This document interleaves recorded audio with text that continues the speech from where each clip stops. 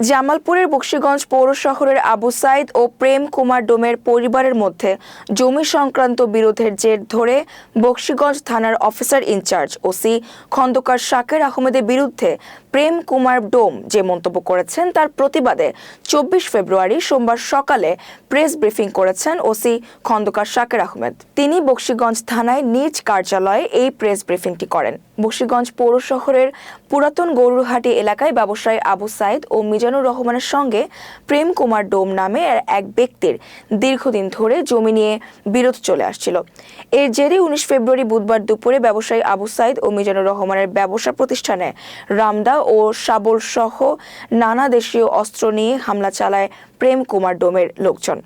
হামলার সময় একটি ভিডিও ফুটেজে দেখা যায় প্রেম কুমারের ছেলে মোহন্ত কুমার ডোম, তার ভাতিজা বিশাল ডোম এবং ভাই নয়ন ডোম রামদা নিয়ে ব্যবসায়ী আবু সাইদ ও তার ছেলে মিজানুর রহমানকে কুপিয়ে হত্যার চেষ্টা করে। এক পর্যায়ে প্রেম কুমারের লোকজন আবু সাইদ ও মিজানের ব্যবসা প্রতিষ্ঠানে হামলা চালায়। এ বিষয়ে আবু সাইদ থানায় একটি লিখিত অভিযোগ দায়ের করেন। অভিযোগে তিনি উল্লেখ করেন যে হামলাকারীরা প্রায় 10 লাখ টাকার মালামাল লুটপাট এবং ভাঙচুর করে।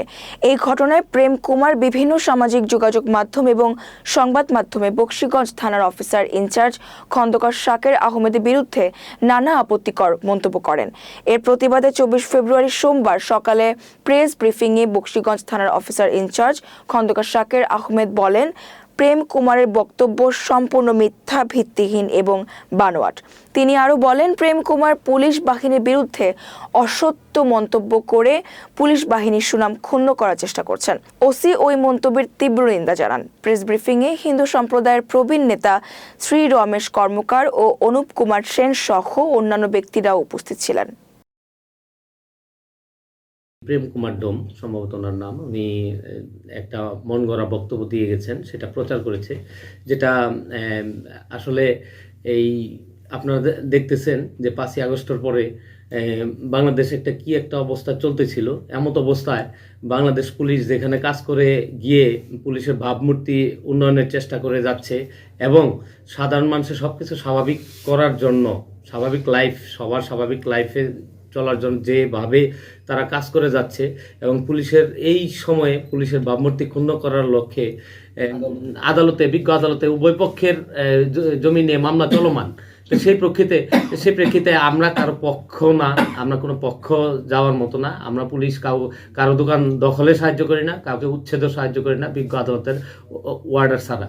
তো সেই প্রেক্ষিতেই তারা একটা মিথ্যা, একটা বানোয়াট একটা নিউজ, একটা সংবাদ প্রচার করে প্রতিদিনে বাংলাদেশ নামক একটা ইউটিউব চ্যানেল কিংবা সংবাদপত্রে, তো যেটা হচ্ছে সম্পূর্ণ মিথ্যা, বানোয়াট এবং উদ্দেশ্য প্রণোদিত।